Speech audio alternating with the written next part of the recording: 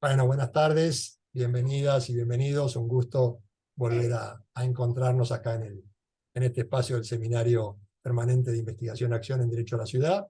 Hoy tenemos el placer de contar con la visita de la arquitecta, doctora en Medio Ambiente Visual e Iluminación Eficiente, María Victoria Longini. Ella tiene beca finalizada postdoctoral de CONICET Argentina en el Departamento de Luz, Ambiente y Visión de la Facultad de Ciencias Exactas de la Universidad Nacional de Tucumán. Ella ahora está allá en Tucumán y está bueno, son la suerte que tenemos con la tecnología de poder contarla con nosotros acá. Ella es investigadora del Instituto de Investigaciones en Luz, Ambiente y Visión y Lab FACET del CONICET de la Universidad Nacional de Tucumán. Es docente en la Facultad de Arquitectura y Urbanismo de la Universidad Nacional de Tucumán en el área de técnicas digitales y laboratorio de sistemas de diseño. Es certificadora del programa Certificación Energética de Viviendas en el marco del Programa Nacional de Etiquetado de Viviendas, PRONEV, de la Secretaría de Energía del Ministerio de Economía Argentina. Trabajó en el Departamento de Planificación Urbana de la Municipalidad de San Miguel de Tucumán. Ha recibido premios por el taller virtual de Red de las Américas, otorgado por Ball State University en Texas, Estados Unidos. Participa de congresos, tiene múltiples publicaciones, investigaciones en el área de estudios urbanos morfológicos, simulación e iluminación natural. Su línea de interés es centralmente la aplicación de herramientas digitales para cálculo de radiación solar en estudios de entornos urbanos, que involucran el uso y manejo de software para modelado digital y paramétrico de carácter arquitectónico urbano, estudio de la iluminación natural y su impacto en el patrimonio mueble e inmueble. Y esto es solo un pequeño aspecto de sus antecedentes. Gracias, María Victoria, y bueno, te escuchamos atentamente. Bueno, muchísimas gracias por la invitación a participar. Bueno, voy a compartir el trabajo. A ver, compartir.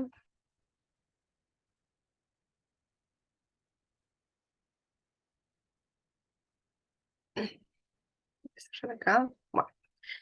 Bueno, nuevamente muchísimas gracias por esta participación.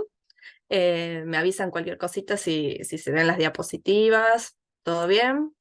La charla esta está enfocada al derecho al sol. La incidencia de la forma urbana en el aprovechamiento de la luz natural en la ciudad.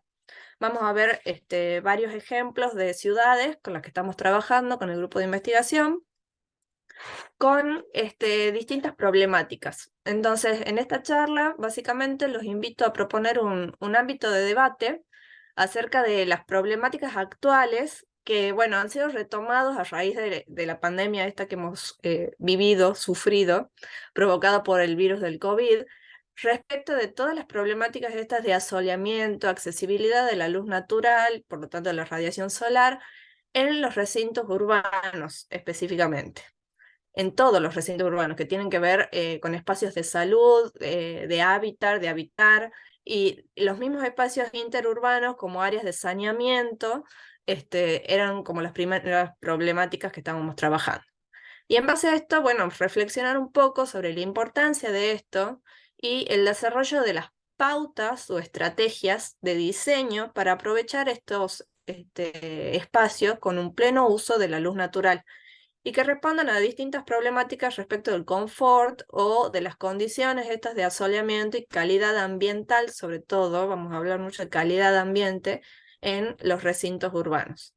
Nosotros le llamamos recintos urbanos a todos esos espacios, tanto sean cerrados o abiertos, plazas, lugares interurbanos, patios de luz y demás de los edificios y de la ciudad misma. Ven estos niños.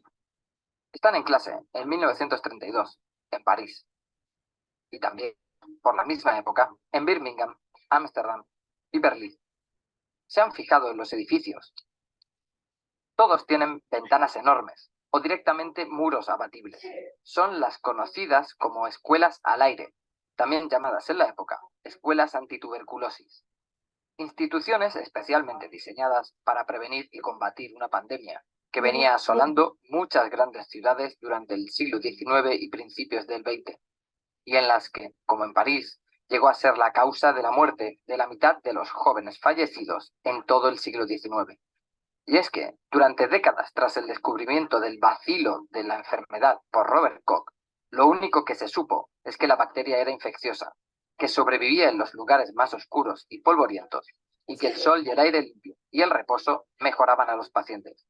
Por eso, todos los grandes arquitectos y diseñadores de la época se lanzaron a diseñar hospitales con ventanas más grandes, sanatorios con enormes terrazas, viviendas elevadas para huir de los gérmenes y muebles aerodinámicos donde el polvo no se pudiera esconder.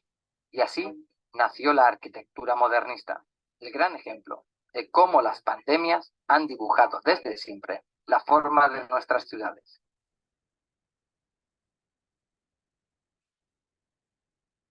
Pero hoy, con la pandemia del COVID-19, el mundo ha vuelto a sentirse tuberculoso en cierto modo. Los hospitales no estaban pensados para soportar la enorme avalancha de enfermos, ni diseñados para tratar enfermedades de tan alto contagio. A la población se le ha pedido que cambie de ambiente, se le ha pedido que se quede dentro, en sus casas, y ha trasladado la oficina al hogar, que no estaba preparada para ello. Y con la llegada de la nueva normalidad y el distanciamiento social, todos los espacios públicos se tienen que adaptar para ser más preventivos e higiénicos. Sin vacuna todavía a la vista, la arquitectura y el urbanismo vuelven a tomar el protagonismo en la lucha contra una pandemia. Bueno, este video es un poquito más antiguo, gracias a los avances científicos tenemos ya la vacuna. Pero bueno, era un poco para introducir a la problemática esta de que hablamos sobre la falta de la luz solar que hemos sufrido durante la cuarentena. Es una realidad que ha afectado a todos los hogares a nivel mundial. Entonces, cientos de personas han afrontado esta cuarentena sin tener el contacto directo con el sol.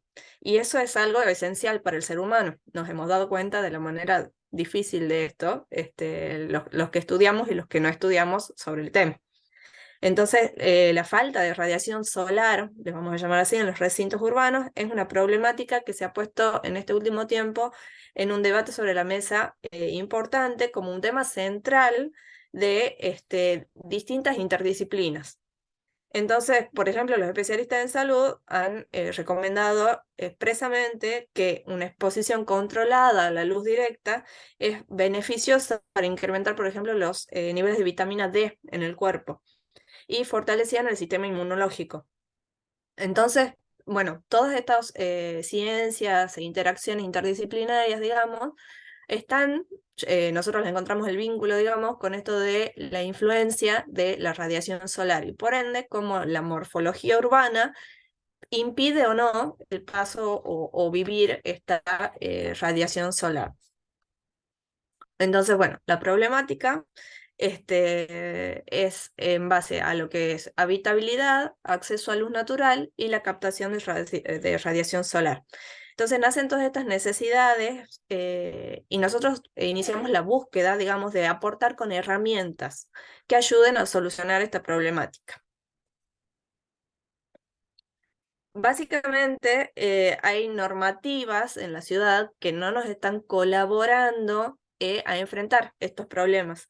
Entonces, con esta imagen lo que les quiero mostrar es en un mismo edificio, en la ciudad de San Miguel Tucumán, es una plaza de un barrio central de la ciudad, del microcentro, Plaza San Martín, como un mismo departamento puede tener una vista hacia el frente o hacia el contrafrente del edificio totalmente dispar. Entonces, pensar un poco cómo esa morfología urbana puede o no influir o afectar sobre este tipo de situaciones de accesibilidad, digamos, igualitaria para todos en un mismo lugar.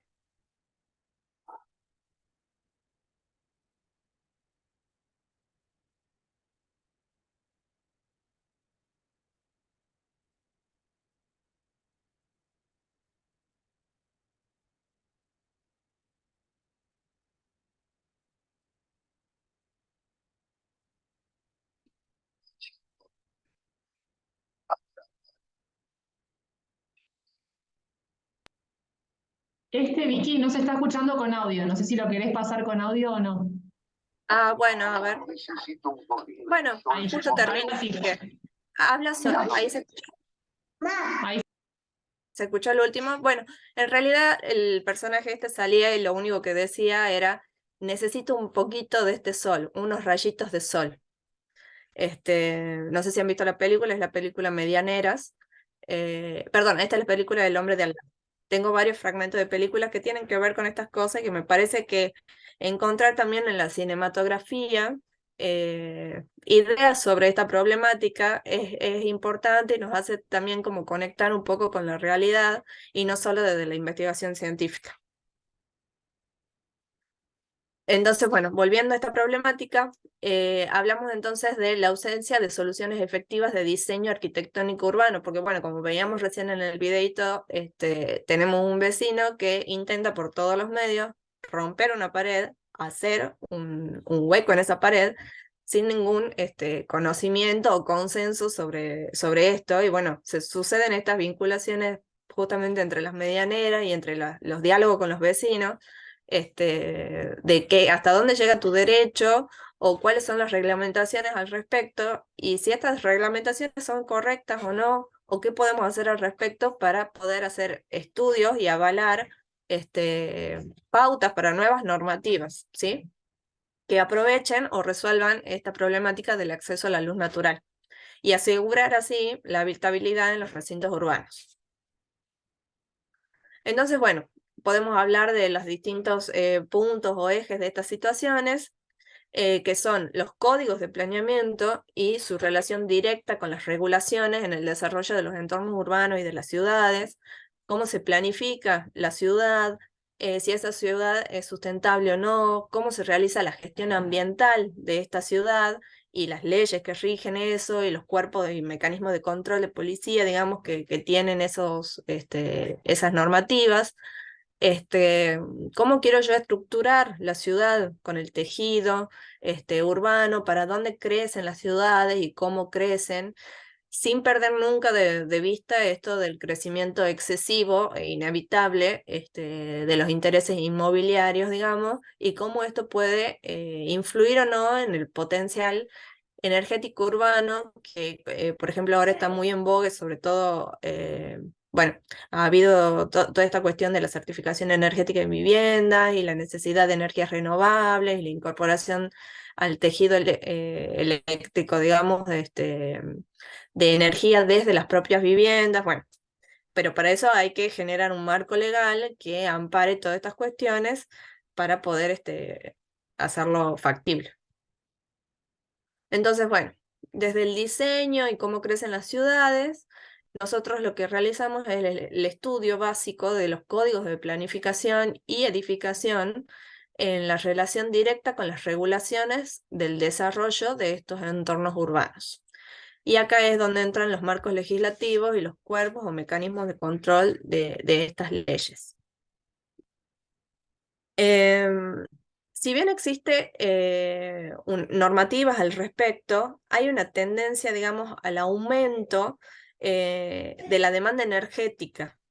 Y en paralelo crece una preocupación por que la generación de esta energía sea una energía limpia, entonces que reduzca los gases de carbono, entre otros problemas que pueden surgir.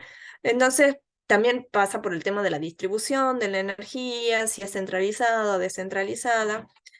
Y bueno, todo esto que estamos hablando está en trabajo, ¿sí? Desde normativas municipales o nacionales.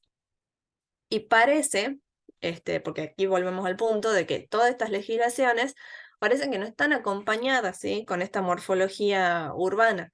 Porque si yo, por ejemplo, aporto con las normativas al uso eficiente y regulado, normado de paneles solares, o por ejemplo este tipo de fachadas que pueden o no ser con paneles fotovoltaicos o sistemas de este tipo, pero que bueno, ayudan y colaboran a los sistemas energéticos y de acceso solar. Quizás las normativas para que este edificio se enmarque y se encuadre en ese lugar no acompaña, digamos, con la morfología y la normativa de la morfología de ese edificio. Entonces, si bien es fundamental el estudio del diseño urbano para previsualizar cuáles serían estas consecuencias, digamos, a futuro, de las decisiones en las etapas tempranas de diseño. Entonces hay nuevos edificios de diseño que pueden ser optimizados y que permiten preservar el acceso solar de un edificio existente. Y otros edificios pierden mucha de esta disponibilidad solar con estos, por ejemplo, famosos patios de luz, que en realidad los patios de luz muchas veces terminan siendo patios de instalaciones y no de luz. En particular en San Miguel de Tucumán, en los últimos años, los últimos 10 años por lo menos, la densidad de la zona centro ha aumentado en gran medida. Bueno, todo esto acompañado por los intereses, digamos, inmobiliarios de la ciudad y que el Código de Planificación de nuestra ciudad lo permite también. Bueno, aquí como les decía, de la zona centro, por ejemplo, se pueden empezar a ver que lugares o ámbitos que antes eran zonas que tenían muy baja densidad o edificios de muy baja altura, empiezan a ser edificios con características de numerosos pisos o que impiden, digamos, conservar también, porque vamos a hablar un poco también respecto de lo que es la imagen o el patrimonio, digamos, de la ciudad. Entonces surgen este tipo de fachadas, y hablando del patrimonio, del contexto urbano, digamos, los perfiles urbanos cambian. Podemos ver en la imagen central, por ejemplo, como una vivienda de las viviendas que nosotros acá le llamamos casas chorizo o vivienda patios, que tienen un contexto histórico y pudieran ser preservadas para conservar la identidad, digamos, de algunos barrios o por lo menos cuadras en la ciudad. Surgen estos otros edificios al lado, y bien son demolidas estas viviendas también, perdiendo bueno, un poco entre la identidad y justamente el acceso solar que antes esas viviendas tenían. Bueno, se pierde absolutamente el derecho de ese sol del que antes gozaban, y ahora no les llega básicamente los mismos niveles de radiación solar. Entonces, muchas veces en la arquitectura se trabaja sobre los proyectos y cómo estos proyectos en la realidad no condicen con lo que se ha pensado. Estos, bueno, que les he ido mostrando son algunos ejemplos en la ciudad de San Miguel de Tucumán que atienden a los lineamientos del Código de Planificación Urbano, pero pareciera que a simple vista, o por lo menos por las imágenes son súper aleatorias, o sea, uno puede encontrar esto en muchos lugares de la ciudad. Entonces eso nos llamaba la atención y parece que deja algunos puntos sin trabajar del código y que afectan directamente entre la morfología urbana y las capacidades de captación de energía solar en estos ámbitos urbanos. Entonces, bueno, en realidad en todos los trabajos de investigación trabajamos con algunas líneas o hipótesis que tienen que ver con dos grupos de pensamiento, digamos. Por un lado están la planificación, los códigos, las legislaciones y las escalas de trabajo territorial, en donde podemos proponer como hipótesis que el patrón de crecimiento urbano contemplado en el Código de Edificación, específicamente en la ciudad de San Miguel de Tucumán, compromete a futuro el aprovechamiento de la luz natural. Y por otro lado, la relación de esto con las nuevas formas de desarrollo urbano. ¿Cómo queremos nosotros que esta ciudad crezca y sea? Entonces, en su resolución formal de estas envolventes, el tejido urbano va a ir creciendo y los edificios del área central van a estar condicionados significativamente al acceso de esta radiación solar como fuente de iluminación y calor. Porque si bien esta radiación solar es una sensación también de confort, tiene que ver con sensaciones y cuestiones de salubridad ambiental, pero también de las personas y tienen que ver mucho también con cuestiones de salud mental. Entonces, bueno, estas interdisciplinas, digamos, es fundamental. Como antecedentes a las legislaciones, podemos ver, por un lado, legislaciones, podemos encontrar legislaciones de España, que son más bien rígidas y que tienen que ver con proyecciones de sombras, más que con la morfología. y no directamente con el derecho al sol. O sea, hablan más de las sombras arrojadas que del sol incidente en las propiedades. En Inglaterra, en cambio, sí hablan directamente desde la radiación de la luz solar y en realidad es del derecho a la luz. En Inglaterra las normativas rigen a partir de los derechos como adquiridos. Entonces, por ejemplo, si una propiedad durante 20 años ha tenido sus ventanas a un espacio abierto y en ese espacio abierto son capaces de recibir la radiación solar, no puede venir un edificio de un nuevo constructor y tapar estas ventanas o esta luz o este derecho adquirido a lo largo del año. Incluso a veces no permiten ni siquiera, por ejemplo, poner un poste de luz en la vereda que impida o moleste en la visual, tanto, o sea, tanto como el acceso solar como en las visuales que esas ventanas han adquirido como derecho a lo largo del tiempo. En Estados Unidos, por ejemplo, hay normas que preservan la radiación solar ya hablan de paramentos potencialmente asoleados. Entonces, ¿cómo puedo yo construir con ciertos límites en los terrenos, esperando si potencialmente construyeran otro edificio al lado o no? Pero bueno, es ya una normativa que lo contempla al vecino como como un posible opción, digamos. Y en Israel, por ejemplo, el tejido urbano responde a directamente una geometría solar. Entonces, como la sombra y el acceso al sol en los edificios, específicamente en verano y invierno, en las distintas estaciones, ya son contemplados mediante la normativa. Todo esto está sacado de distintos autores, en este caso es Mesa, acerca de las normativas.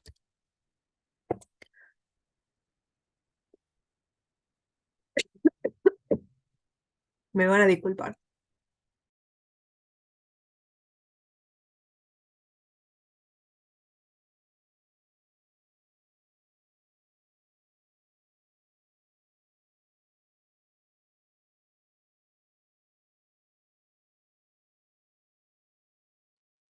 ¿Vieron la película cuyo fragmento puso Victoria?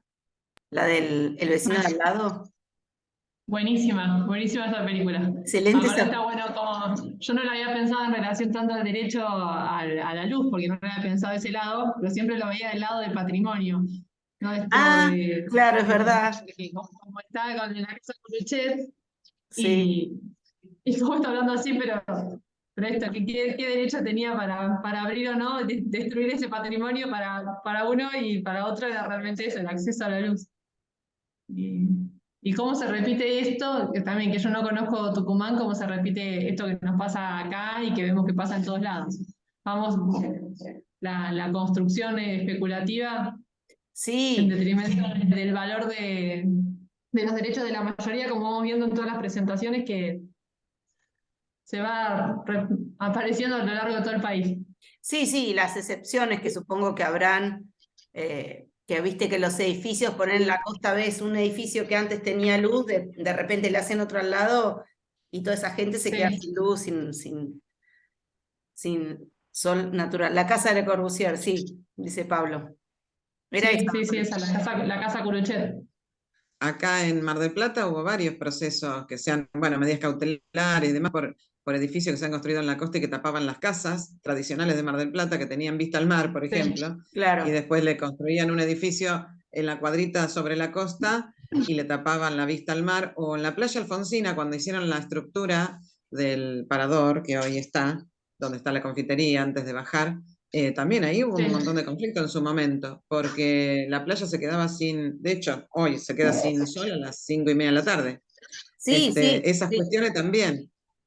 Sí. Que lo ves, yo voy mucho a la playa de Bahía Bonita y ahí ves cuando empieza a caer el sol como el edificio de enfrente tapa todo. También, en la zona de norte también, Sí. claro. Sí. Sí, ese es un tema que acá se ha debatido mucho y hubo en sus momentos, ¿no? Hubo medidas cautelares, pedidos y demás, pero bueno, no hay una cosa firme de que esté prohibido, ¿no es cierto? Pero sí hubo en varias ocasiones movilizaciones de Sí, completo. vecinos, ese tipo de cosas, ¿no? Bueno, No, aquí estoy de nuevo, ¿viste perdón, también? pero no, Sí. es que estoy también enferma, entonces la tos por ahí va a venir y si desaparezco es un minuto. Voy No a te tratar de preocupes. ajustar un poco para no tener que estar hablando tanto. Sí, lo escuchaba y los ejemplos de ahora, paso directamente, si voy a mostrarles justamente de esto que estamos hablando, de los ejemplos de Mar del Plata. Hemos trabajado con Marina Sánchez, Lorena Marina Sánchez, que es colega y arquitecta en Mar del Plata, y bueno, hemos trabajado también con esto. En este caso, bueno, estábamos hablando de las normativas en el mundo. En Argentina, no pasa eso, bueno, ustedes lo han estado comentando, que no se considera la luz solar como un bien tangible. Entonces no da lugar a reclamar y exigir por parte de los afectados un acceso a la misma. Y los rayos solares no son considerados un bien apropiable. Entonces, privar de esta ventaja no produce un perjuicio, digamos, a niveles legales, pero sí a nivel de confort y ambiental.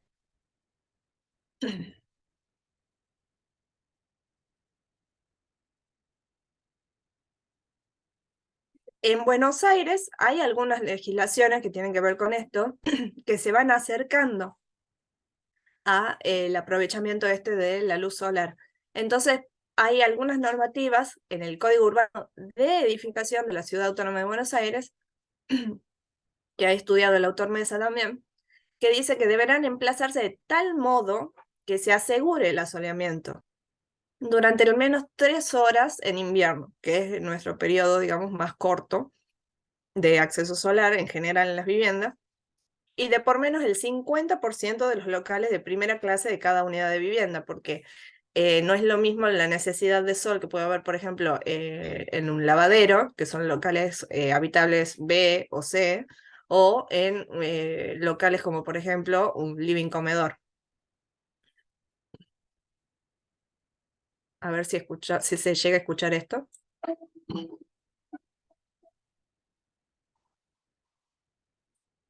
Los edificios son cada vez más chicos para darle lugar a nuevos edificios, más chicos aún.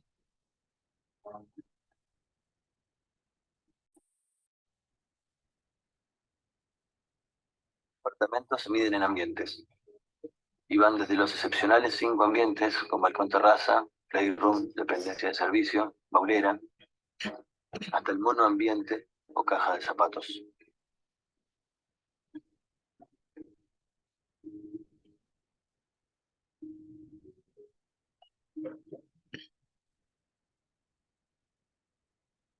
Edificios, como casi todas las cosas pensadas por el hombre, están hechas para que nos diferenciemos los unos de los otros. Existe un frente y un contrafrente. Están los pisos altos y los bajos. Los privilegiados son identificados con la letra A, excepcionalmente la B. Cuanto más progresa el abecedario, menos categoría tiene la vivienda. Las vistas y la luminosidad son promesas que rara vez coinciden con la realidad.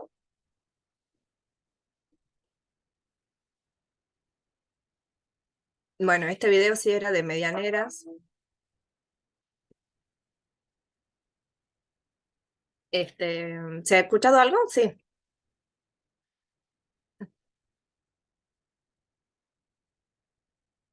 Bueno, este video hablaba más o menos sobre esto que estamos diciendo de la necesidad de acceso solar sobre las viviendas, sobre las búsquedas, digamos, de la gente respecto de los amenities que puede llegar a tener cada uno de esos locales.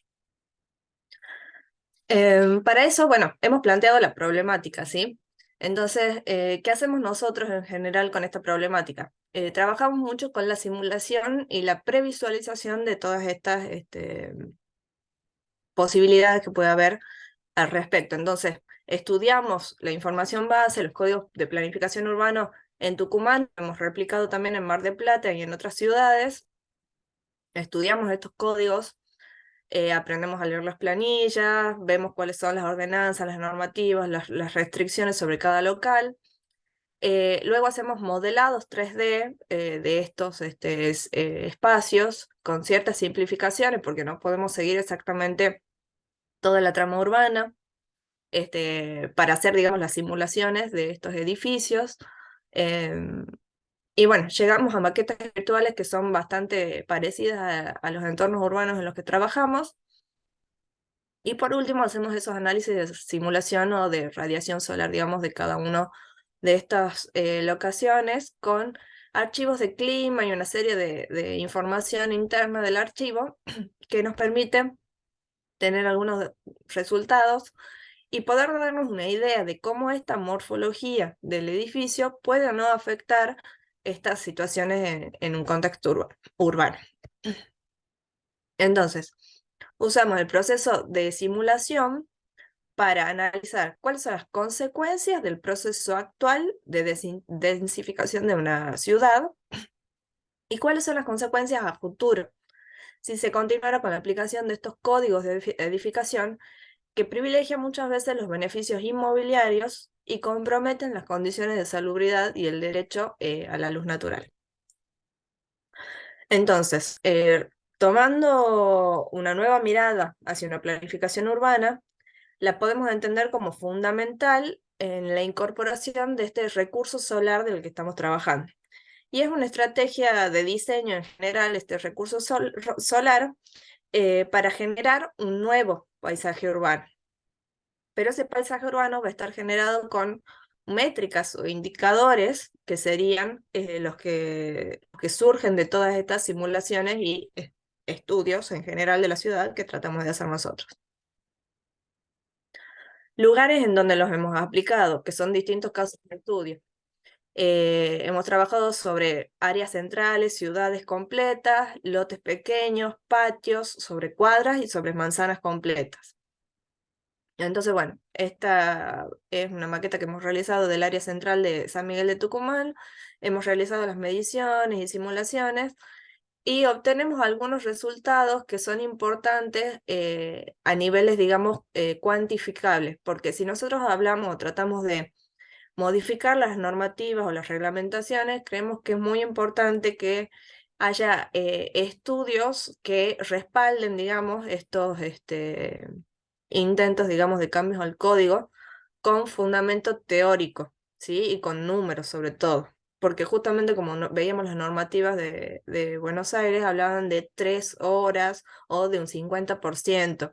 Entonces, bueno, ¿cómo puedo yo llegar a numerar esto? Es mediante el estudio de estas normativas y comparativas, digamos, en los espacios.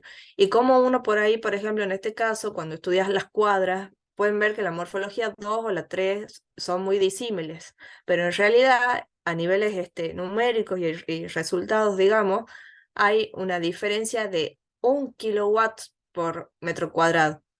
Entonces, sustancialmente, las modificaciones al código que podemos hacer en estos dos casos específicos revisten en 1 watt por metro cuadrado, que eso es nada a comparación de otro tipo de normativas o otras complejidades urbanas que pueden colaborar la ciudad. Se imaginan, hay 10.000 metros cuadrados más entre un ejemplo y el otro y solamente ha aumentado 1 kilowatt hora de radiación solar, digamos, entre una opción y otra. Entonces, bueno, hemos trabajado, como les decía, en distintas zonas de la ciudad con propuestas. Sobre todo es interesante ver cómo, por ejemplo, el escenario 1 es el código de lo que dice el código de planificación, en lo que nuestra ciudad ha ido adoptando como morfología urbana. Pero en realidad el escenario número 2 es lo que permite nuestro código urbano en el sentido de las leyes. Entonces, ¿queremos realmente una ciudad como la del escenario 2? ¿Hasta ahí podemos ser capaces de llegar con nuestras normas? ¿O habrá una situación intermedia entre la foto, que es la realidad, el escenario 1, que es una situación intermedia, o un límite, que es el escenario número 2? Bueno, en este sentido, este tema de realizar las simulaciones, de buscar los números que acompañen a la toma de decisiones de las modificaciones a las normativas. Y en ese contexto nosotros hemos trabajado con este factor nuevo que lo hemos propuesto, el FASAS, que trabaja con distintos aspectos numéricos o cuantitativos, porque tenemos que juntar el tema del área o la superficie, cuál es esa radiación acumulada, cuántas horas al día ingresa o no esta radiación solar, y después hay otro factor que se llama el Sky View Factor, que es el factor de visión de cielo. ¿Cuánto yo de ese cielo puedo o me permite ver en un rango horario y con una cierta morfología? Entonces, en la combinación de todos esos aspectos es que uno puede tener este factor, que es el que nosotros hemos propuesto, para poder justamente combinar todas esas cuestiones aleatorias en una sola propuesta para poder hacer, digamos, las comparativas y sacar resultados. En este caso, por ejemplo, era el edificio que les mostraba al principio, que para el frente y para el contrafrente son situaciones muy disímiles. Entonces se encuentra ubicado frente a la Plaza San Martín, y pueden ver ahí cómo está el patio interno ese que se veía oscuro en las fotos, que es nuevamente, cómo una misma situación hacia una plaza puede expresarse de una manera o de otra. También hemos trabajado sobre las situaciones límites máximas y mínimas. Y bueno, tratando de demostrar que si uno realiza pequeñas modificaciones sobre el código, puede o no tener resultados y qué tipo de resultados, si son beneficiosos o no para la proyección esta de captación de energía solar. Sobre todo con este tema del que hablábamos de paneles solares. Imagínense que de repente sobre ese edificio chiquitito blanco que está ahí abajo, no es lo mismo que ese propietario coloque paneles solares en la terraza y tenga la opción actual a que tenga el escenario 4, por ejemplo, en su vivienda. Seguramente le va a influir sobre la captación solar, sobre esos paneles solares, y todavía no hay normativas que cubran estos vacíos, digamos. Bueno, más estudios sobre las normativas. Y acá un poco los trabajos que ya hemos publicado al respecto, y que son justamente estos que estábamos trabajando sobre todo con Mar del Plata, en donde quizás reconozcan las zonas y los edificios que nos permiten ver ya no tanto en el sentido del edificio solo, sino que hemos trabajado más con una cuestión patrimonial. Porque también es importante ver esto de los contextos históricos y las identidades de los lugares. Le trabajan mucho a algunas personas con los cañones urbanos. Los cañones urbanos se les llama los recorridos de las calles, digamos, y las percepciones que tienen los habitantes, digamos, sobre esas cuadras. Y cómo, en este caso puntualmente, cómo el aumento, digamos, de los intereses inmobiliarios sobre los lotes cercanos o incluso los mismos lotes de los chalets marplatenses, son muy influenciados, digamos, en la pérdida de esta ganancia solar, tanto para el edificio como para la ciudad.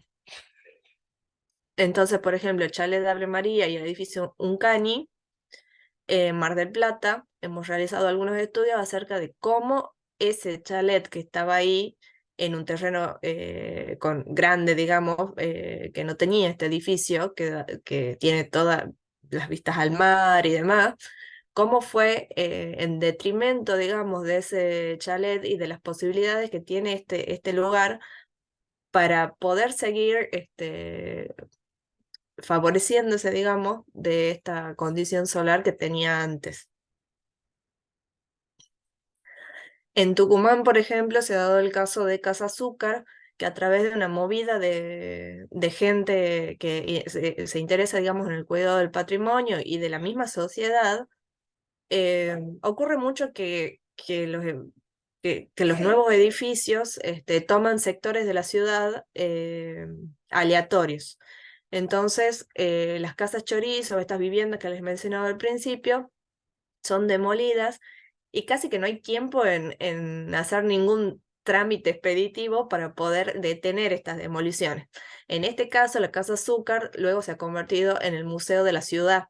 Entonces era muy particular la vivienda, está ubicada sobre una avenida importante y la gente lo ha defendido el patrimonio, digamos, de una manera tan explícita que no han podido demolerla a esa vivienda.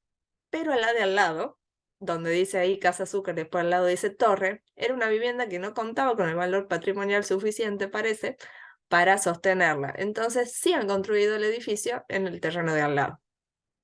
¿Qué quiero decir con esto? Que quizás uno puede salvarla a esa vivienda, pero esa vivienda finalmente va a perder todas las condiciones de saneamiento y acceso solar que ha tenido, porque por ejemplo ahí arriba en el sector superior donde dice SFB 1, esa era una galería de la vivienda, que con el edificio Torre que está construido a la fecha, pierde absoluta capacidad de acceso de luz solar, y ese era el sector de galería norte de la vivienda. Entonces, bueno, como también estas normativas influyen directamente en las posibilidades de los lugares que sí puedan ser manifestados o rescatados, digamos, de estas situaciones. Entonces, en este sentido, por ejemplo, en Casa Zúcar, para volver a la cuestión esta numérica y poder asegurar, digamos, las pautas de diseño con un fundamento, la vivienda sin edificios laterales, en una situación, en un contexto histórico, recibe 766 kW por metro cuadrado.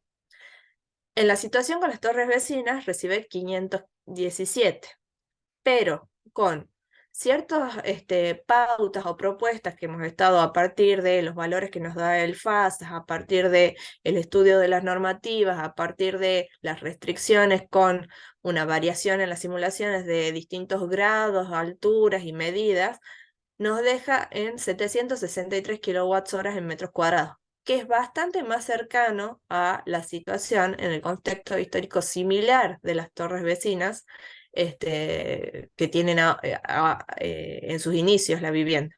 Entonces, en este sentido queremos decir que no es que estamos en contra del crecimiento de la ciudad, no estamos en contra del crecimiento en altura de la ciudad, pero sí consideramos que puede haber un punto intermedio entre lo que el Código de Planeamiento hoy permite y lo que tenemos como ciudad antigua.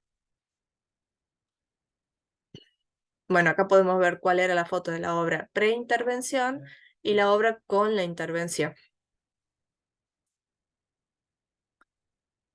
Para cerrar un poco las conclusiones, bueno, podemos entonces, a través de todos estos estudios que hemos estado haciendo, verificar que el desarrollo sin restricciones en altura afecta el potencial de captación de energía solar y es influenciado significativamente por la morfología de estos edificios. Y el código actual de la ciudad de San Miguel Tucumán sí permite una disparidad cuantitativa y cualitativa de la superficie y de esta calidad ambiental de los espacios. Y en general, las posibilidades morfológicas quedan relegadas al criterio del diseño del profesional a cargo, porque muchas veces sucede que nosotros, como arquitectos, podemos leer el código y construir siguiendo exactamente la normativa, pero también es nuestra responsabilidad ver cuáles son las pautas que podemos aportarle a ese edificio, con las pautas de diseño, digamos, que podemos aportarle a ese edificio, que nos permitan generar nuevos espacios, vincularnos distinto con el vecino, vincularnos distinto con la ciudad, y que permitan que estos espacios también, digamos, tengan una calidad ambiental distinta.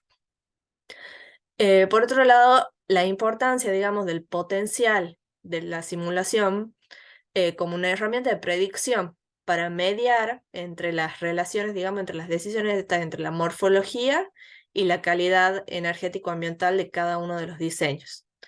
Y la propuesta de bueno, FASAS le llamamos, que es de o de cualquier valor o factor que permita cuantificar esta variable formal cualitativa, porque es muy difícil cuantificar lo cualitativo.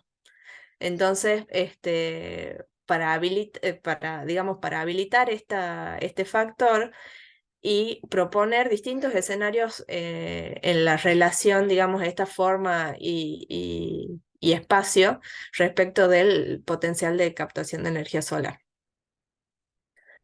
Entonces, bueno, nuestras líneas futuras de investigación tienen que ver con el estudio de los códigos y identificar y clasificar también áreas urbanas potenciales, ¿sí? Porque quizás no podemos trabajar sobre toda la ciudad o sobre todos los espacios urbanos, pero sí consideramos, así como acá sí, ustedes, bueno, alguno que conozca la zona céntrica de San Miguel de Tucumán, llama las áreas especiales a los lotes alrededor de la casa histórica, por ejemplo. Sí existe eso, pero son puntos muy específicos de la ciudad. Entonces la idea es tomar como áreas más macro y trabajar sobre esto de la descentralización y la centralización de los espacios para poder generar áreas urbanas distintas.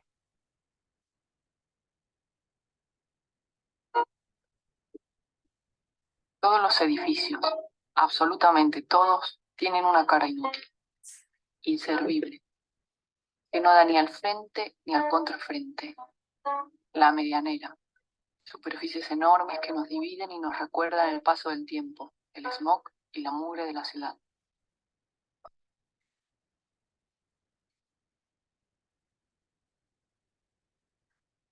Las medianeras muestran nuestro costado más miserable. Reflejan la inconstancia, las grietas, las soluciones provisorias.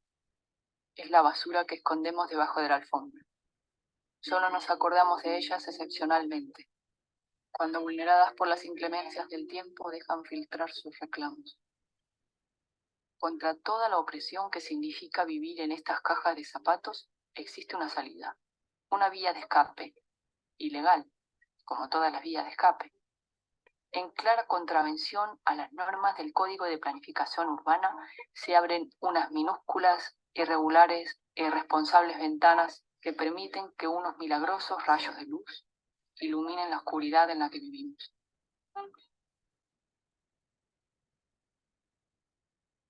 Bueno, ese videíto para cerrar como idea final. Y bueno, nada más. Muchas gracias, Victoria. Súper interesante el planteo. Bueno, Sí, ahora...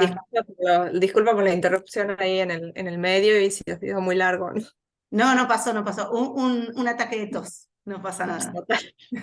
Sí. Bueno, yo cuando esta última imagen recordaba cuando estudié acá en la facultad, viví todos esos años en un edificio que enfrente tenía una medianera. Estaría, ponele a 2 metros, pero como era blanca, entraba el sol y reflejaba y teníamos una gran ventana, entonces algo de luminosidad tenía, pero vivíamos enfrente de una medianera. Así que, bueno, abrimos el espacio a preguntas, consultas.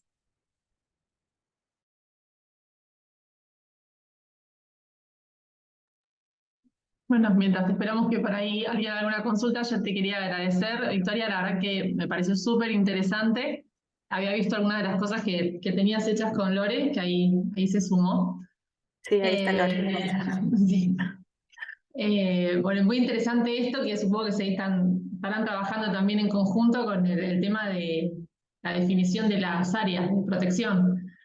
Pero como acá, bueno, acá hay mucho revuelo, se está hablando mucho de modificar el COT o no modificar el COT, si hay que hacerlo, si no hay que hacerlo, cómo se va a hacer, y esto de sumar estos estudios técnicos con estos datos cuantitativos sobre cómo incide el sol. No sé cuánto afecta sobre los inversionistas y sobre quienes quieren especular al final, pero para nosotros que hacemos investigaciones como que te da, no es solamente intuición y pensarlo desde un lado, desde beneficiar a la comunidad, realmente hay datos que nos pueden apoyar y decir cómo podrían hacerse las cosas mejor. Bueno, pero en realidad depende del punto o del marco, digamos, en el que se inserte todo esto, porque quizá para el interés inmobiliario es muy importante vender su edificio como que cumple con ciertas normativas. Por eso de tanto las normas LEED y demás, o sea, cumplir con ciertas normativas, con ciertas etiquetas, también hace que el interés sobre esa vivienda crezca cuantitativamente también. Entonces, bueno, es encontrar justamente la porción está de bueno. juego entre entre lo máximo que puedo llegar a hacer y el beneficio que puedo llegar a tener sobre eso. Yo quería preguntarte dos cosas. Una, creo que uno de los términos de los edificios eran traquelados, ¿puede ser?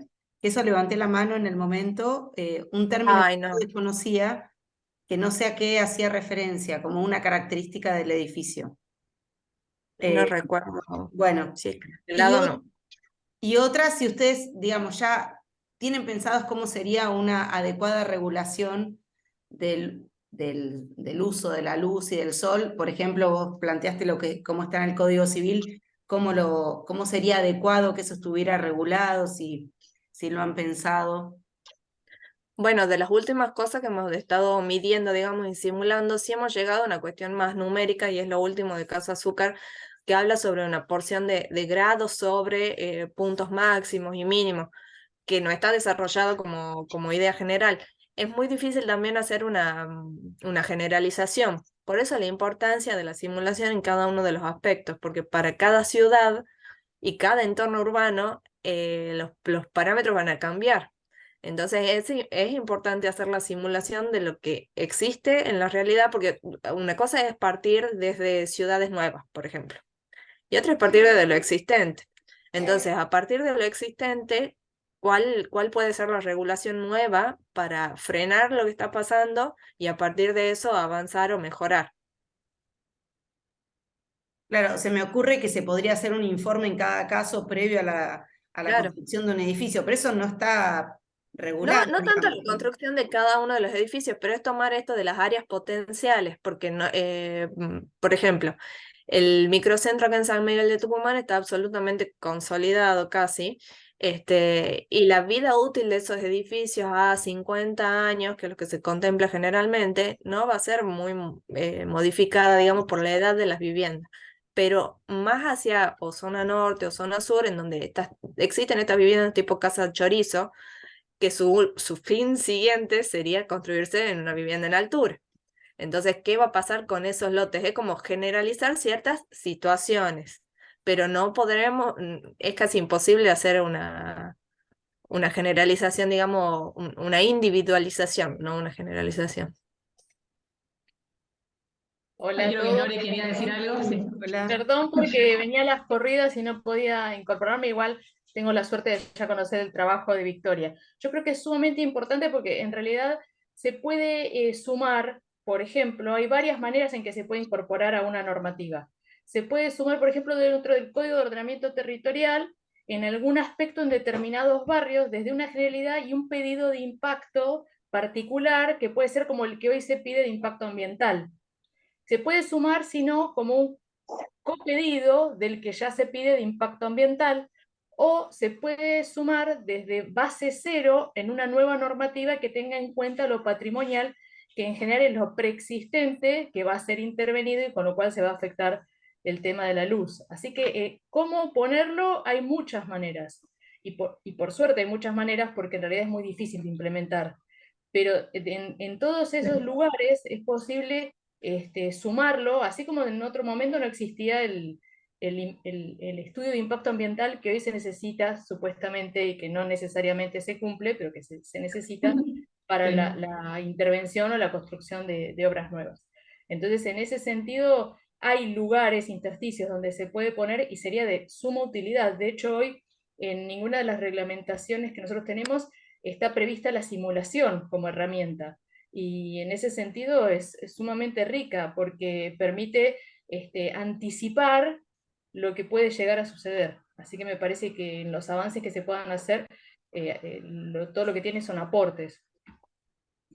Y me pareció interesante como el cambio de mirada de estudiar el cono de sombra que producen los edificios para ver la radiación solar, porque como que siempre lo había visto en la sombra que producen los edificios sobre la costa, como pensado desde ese lado, de lo que proyectan y no de lo que están recibiendo y están negando a otras edificaciones que reciban. Ese cambio también de lo que, digamos, por ahí lo que yo tenía formateado, que era analizar el impacto de la altura, me encantó. Sí, sí, también pensar en función de la capacidad de generar energía a partir del sol.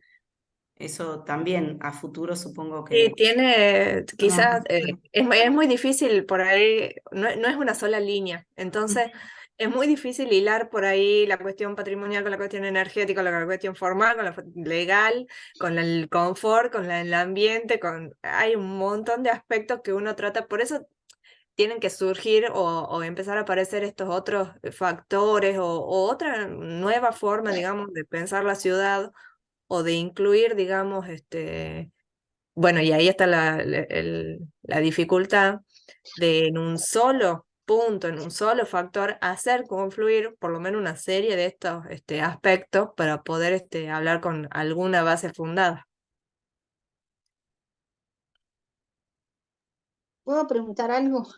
Porque Sí. levanto la mano así porque no encuentro dónde levantar la mano que antes la levantaba, no sé, sí, no hay perdí. problema. Pregunta, Mercedes.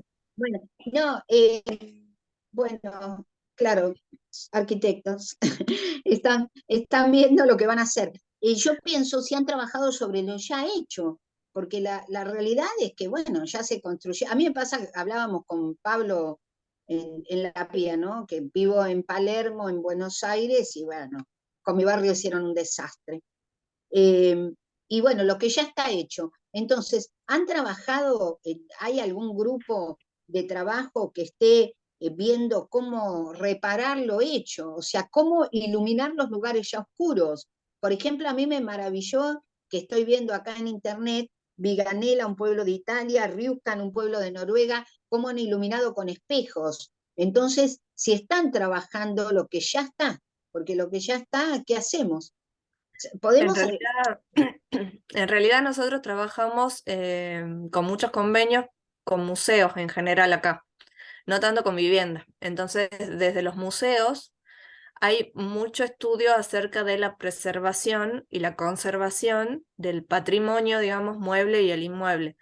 Entonces, ¿cómo puede, por ejemplo, la radiación que estamos tratando de hablar y decir que entre, que ingresa la luz y demás, en los museos muchas veces es un problema por el deterioro de las obras y demás? Entonces, estamos haciendo justamente esto de las simulaciones, trabajando con, por ejemplo, en general acá los museos que estamos trabajando en San Miguel de Tucumán son casas chorizo, entonces tienen aventanamientos y demás que las cierran para que las obras de arte no tengan perjuicio. Entonces, ¿cómo podemos con justamente algunos recursos, como por ejemplo las placas 3M de los vinilos sobre las ventanas o ese tipo de cosas, pueden filtrar o trabajar con otras cuestiones ahí de patios o filtros internos de la luz hacia el interior de los espacios? Eso se puede proyectar hacia las viviendas, digamos, pero por el momento estamos trabajando sobre la cuestión más patrimonial que la cuestión de hábitat, vivienda, oficinas y demás. pero hay algún grupo, eso en tu caso en particular, pero hay algún otro grupo de trabajo que diga, bueno, esta gente ya está oscurecida, ¿cómo hacemos para darle luz? Y bueno, eso es, por lo menos de nuestro grupo de investigación, es lo que trabajamos. Y en general, bueno, en el país hay muchos otros grupos de investigaciones que tienen que ver con acceso solar. En Mendoza hay mucha gente que trabaja con los cañones urbanos, trabaja con la vegetación y la ciudad. Entonces hay muchas líneas de investigación al respecto, y todas esas líneas de investigación están trabajando al hoy, a la hora. Y a partir del hoy, ¿qué podemos hacer a futuro? Claro, pero por eso te preguntaba vos, si tenías conocimiento que en Tucumán hubiese gente trabajando sobre hecho consumado, sobre lo que ya está, sobre los que ya te digo viven en la oscuridad. ¿Hay alguien que está trabajando para esa gente? Y bueno, te diría que nosotros, pero no estamos teniendo mucho éxito al respecto con las normativas aún. Claro, pero con las normativas a futuro, pero digo sobre lo hecho, a eso me Y refiero, bueno, es que sobre lo que está. cada grupo de arquitectos, en realidad, cada grupo de estudios de arquitectura se forma en la medida que puede. Nosotros tenemos mucha vinculación desde la universidad, por ejemplo, con un grupo de arquitectos que trabaja con paneles solares. Y bueno, damos charlas, intentamos formar a los futuros arquitectos y demás, pero de ahí a la vereda hay grandes saltos. Claro, Entonces, bueno, es la cuestión entre la teoría y estos estudios que son los aportes Y bueno, la realidad está en la cancha, en el afuera. Y lamentablemente muchas veces lo hecho está. Entonces, por ahí sí nos llaman para reparar algunas cuestiones. Pero bueno, es muy difícil. Yo Eso me que quedé, disculpa. no, que me quedaba pensando, Victoria, que en todas Sí. las presentaciones o en casi todas las presentaciones de tus colegas, súper interesantes para nosotros que quizás no estamos familiarizados con estos temas, lo que se ve es toda la teoría y después que en verdad en los códigos, en la regulación, todo eso no se puede implementar porque yo entiendo que, digamos, las fuerzas de las cuestiones financieras son más importantes que lo que es el conocimiento técnico y las recomendaciones de los que están investigando en el tema. Supongo, por lo que vos estás diciendo, que en Tucumán pasa algo parecido, ¿no? En Tucumán, y bueno, hemos visto en Mar del Plata lo que ocurre, que aún habiendo la regulación, aún habiendo la normativa, hay las famosas excepciones a la regla. Entonces, las excepciones son las que son infrenables a veces, por más que se quiera. De eso seguro que Lore sabe mucho más que yo. Sí, como que a veces parece que la regla es la excepción acá. Como que Sí, casi, sí, o casi todo es incluso, excepción. incluso no solo excepciones, sino algo que también saben los abogados y las abogadas es este tema de trabajar en los intersticios de las cláusulas. Entonces hay Claro, algunas cosas en la normativa que habilitan otras y aún sin excepciones se han logrado construir edificios por encima de los que están permitidos sin ni siquiera hacer una excepción. Con lo claro. cual, no solamente pasa por Peor. una cuestión sí, normativa, sino que también pasa por una cuestión formativa. Las dos cosas tienen que estar en relación, porque evidentemente las personas que están, por un lado, abogando porque se cumplan los derechos a la luz, los derechos a las edificaciones y el patrimonio, y todo este tipo de derechos interrelacionados, y por el otro lado, los que están construyendo a sabiendas de que esos derechos están siendo afectados, y sin embargo se hace. Sí, Entonces bueno, hay como que acá hay distintos caminos. en Mar del Plata nos pasa que, no sé cómo es en Tucumán, pero justamente que muchos de las construcciones estas que se realizan, que están o sea, por fuera de la norma o buscando estos intersticios, son promovidas o apoyadas desde el propio municipio. O sea, hay una vinculación directa entre el empresariado y el municipio en fomentar estos proyectos y en beneficiarlos en detrimento de otros que podrían llegar a ser más a menos para la comunidad en general.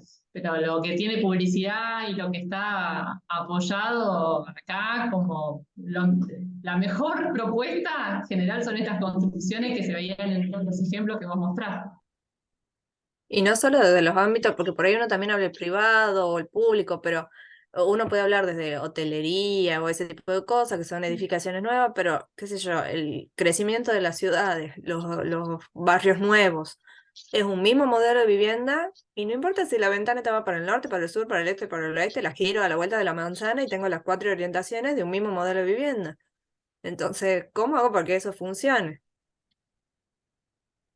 Por eso Sí. también es una cuestión formativa, tanto Claro. de especialización para intervenir en un tejido construido como para hacer obra nueva. Que creo que en algún lugar está, lo que pasa es que no se puede implementar justamente por otro tipo de fuerzas que están presionando lo existente o lo que se puede hacer.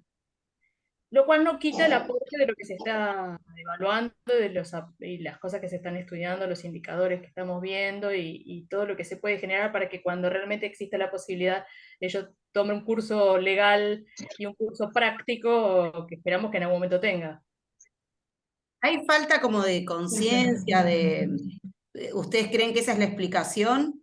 Como falta de conocimiento de estos temas, de la relevancia. Yo creo que lo que hay es falta de proyección y un interés muy especial sobre lo inmediato Sí. y sobre mostrar que en realidad hay un cambio de discurso sobre lo que implica, por ejemplo, frente al mar, en Mar del Plata, democratizar el acceso de más gente que puede ver el mar, generar más puestos de trabajo. O sea, cosas que van a apoyar inversiones gigantescas inmobiliarias y que son ampliamente discutibles. Yo creo que lo que prima es, por lo menos en la costa de Mar del Plata, que es donde se ven los cambios más abruptos, tiene que ver con una triple articulación de malas prácticas, con mala protección o insuficiente, y un dilema entre la cultura y la economía que existe desde hace un montón de tiempo, que se trató de normar, pero que por ahora no tiene resoluciones prácticas a favor de lo que está. Y además es una cuestión de tiempos, digo yo, porque un edificio, ¿cuánto demoras en construir un edificio? Entonces, ¿cuánto demoras vos en hacer que esa persona diga, no, paren, acá no? Porque hasta que no lo ves, tampoco lo publican. Entonces, no sabes muy bien qué es lo que está por pasar en ese lugar, pero algo va a pasar. ¿Cuánto tiempo te lleva a vos decir, no, escuchen, me parece que no deberían tirarlo, deberían correrlo, eso no está todavía, el mecanismo, digamos, aceitado entre los tiempos, y por eso un poco en la charla decía de esto de la ciudad que yo quería, de acá a 50 años, ¿qué va a pasar con estas viviendas que tienen cierta altura y que su futuro es ser un edificio de 20 pisos? ¿Cómo voy a construir yo esos 20 pisos? Bueno, hay que pensarlo y hay que proponerlo, y te tienen que escuchar también.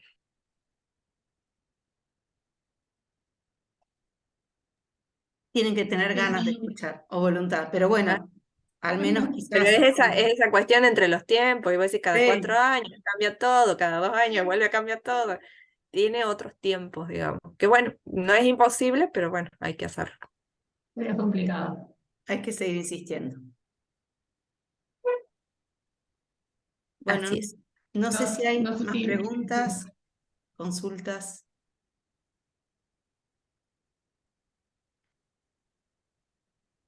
Bueno, No, me parece Bueno, que no. si Bueno, no, aprovechamos primero para aplaudirte, ¿sí? sí, siempre hacemos el Abrimos los aplauso al final. micrófonos. Muchas gracias por la presentación. bueno, muchas gracias. Disculpa por los inconvenientes técnicos. No pasa nada. No pasa nada, no pasa nada. Lo importante es que estés bien. No, vivo.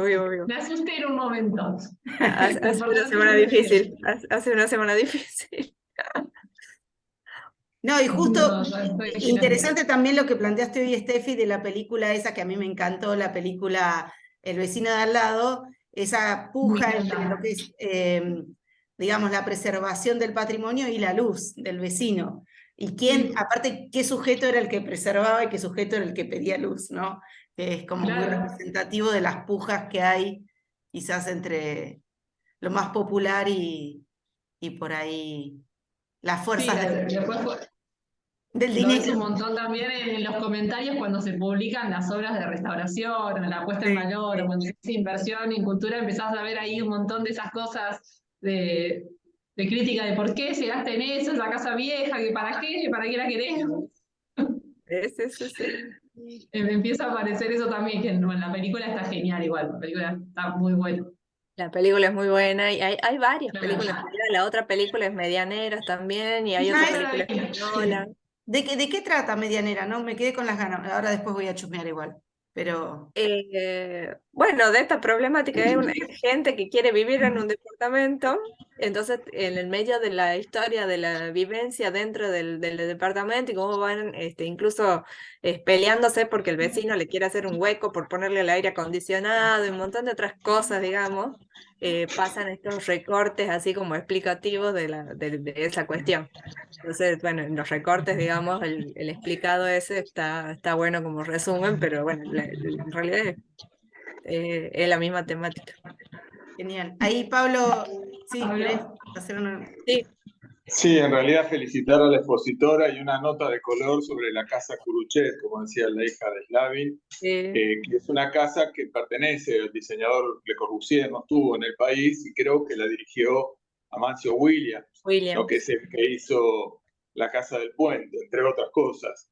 sí, Pero creo que lo más particular entre lo que vos decís y el lugar donde está esa casa, que es La Plata, sí, es que La Plata fue una utopía urbanística. Es una ciudad que fue premiada en París y que surgió de un albardón y que se rige por los principios que vos mencionás, que son los principios higienistas. Que si yo exacto. tengo que pensar en el positivismo decimonónico y en algunas cuestiones que pensaba esta gente, no estoy muy de acuerdo. Pero si tengo que pensar en el urbanismo y en el higienismo y bueno, y en el acceso a la luz, que es tu tema de investigación, La Plata es ejemplar. Quiere decir Sí, que es aquello que una de podemos las, criticar, sí, es una de las, no sé si lo voy a decir, pero capaz que no es la única, pero de las ciudades planificadas de Latinoamérica. claro. Porque este sistema es justamente más europeo, digamos, de planificación urbana, porque las ciudades, bueno, son más compactas, más chicas, eran distintas las urbanizaciones, y La Plata es traída, digamos, con esa idea, justamente porque es la Sí, sí. capital y demás. Hay otra utopía de Williams de pensar una ciudad desde la nada, lo cual es un criterio totalmente abandonado, porque hoy hay que de alguna manera tender lazos entre lo que existe, ¿no? Y vaya que es política la urbanización porque muestra simetrías tremendas, no solo en el acceso a la luz. Pero bueno, los preceptos higienistas que quedaron viejos hoy podrían ser remozados ante lo que vos estás exponiendo. Claro, Así que bueno, felicitaciones y gracias. muchas gracias. Ahí me está escribiendo Lore que pide disculpas, que se borró de la nada, se quedó sin internet. Me puso un montón de caritas de que demuestran que no está nada contenta. Pero por favor que te pida disculpas y que se disculpe que no. No hay problema, si Si no, además ya me había dicho que iba a estar medio complicada, así que no hay sí, ningún sí, problema. pero estaba indignada porque había llegado a conectarse, pero se quedó sin internet. Así que borro. Problemas técnicos. Me la imagino. Bueno, Victoria, 1.000.000 de gracias. Ha sido un No, placer. gracias. Esperamos que puedas venir acá a Mar del Plata o nosotros ir para allá a conocer. Sí, totalmente aceptada la invitación. Bueno, pero vení en verano. Porque Sí, en invierno, capaz que para la playa. Y así seguro. quedamos bien. Seguro. Bueno, muchísimas gracias por la invitación y por, bueno, la buena onda. Así que, Un placer. Bueno, un gusto, gracias a chicas. vos, Vicky. Nos vemos. Nos vemos la semana Nos próxima. vemos. Cuídense. No, Adiós.